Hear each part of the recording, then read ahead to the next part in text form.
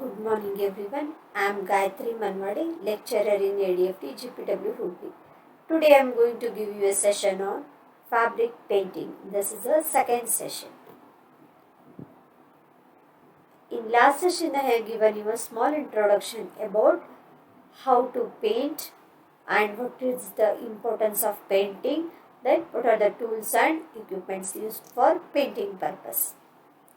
Let us see what are the different types of painting. Freehand painting. This is what you do when you want to experiment and how have a steady hand for painting. Take liberal amounts of paint on your brush and paint away. Think about what you mean to create first, having a design in mind, which will result in a better painting. Freehand fabric painting is a great way to make borders. Some simple lines drawn freehand, added with flowers interspersed in between, make a good border design.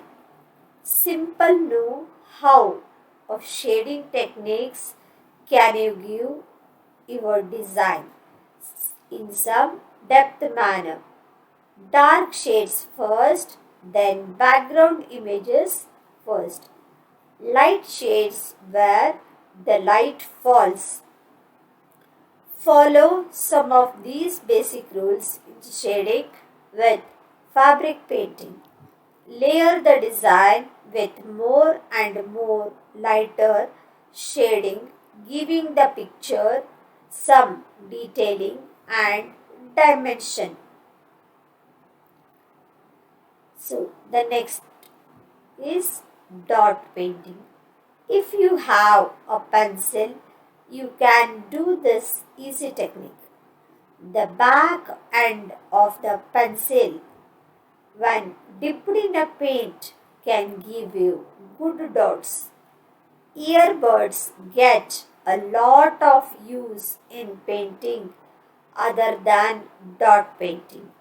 You can take paint from the bottles without meshing up brushes. Mix the color in the painting. Clean under fingernails after painting.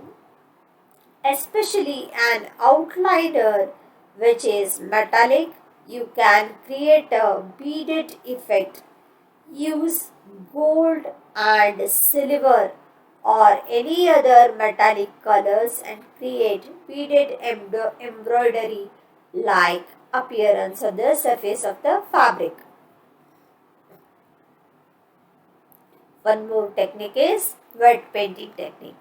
This is a method in which fabric paint is used like watercolors. A watercolor blends color across the surface of the fabric.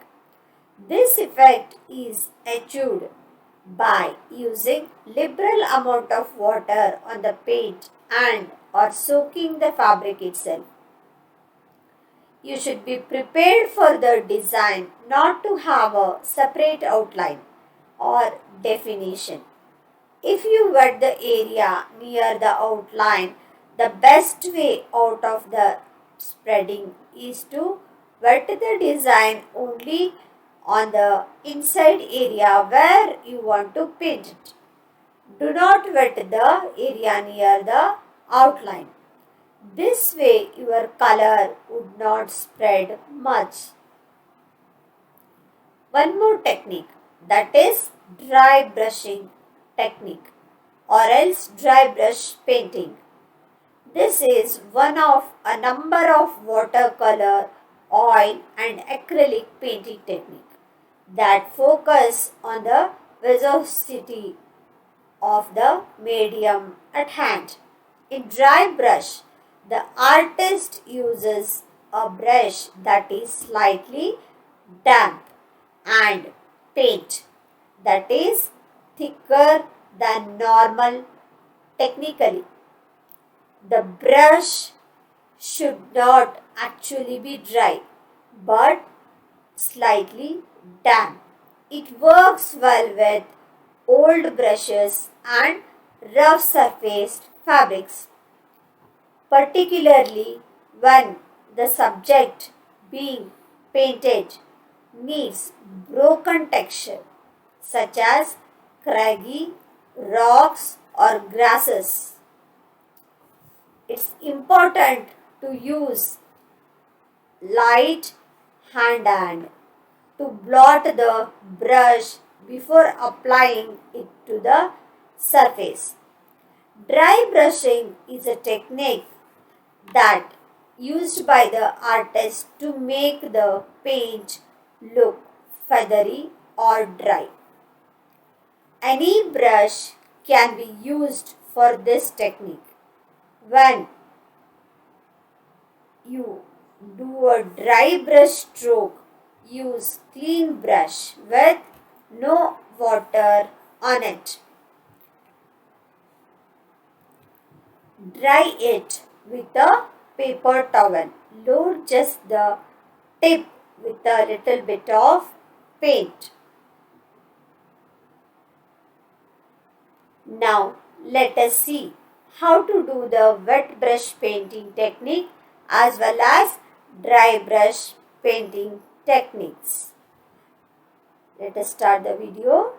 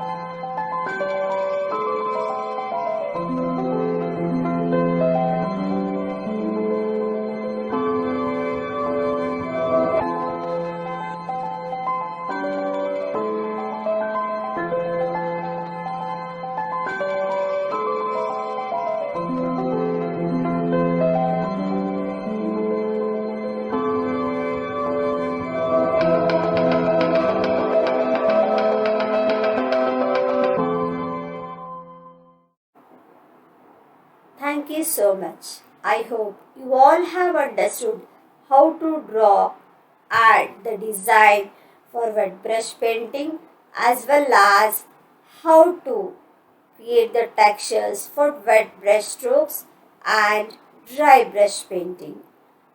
Thank you. Have a practice of painting.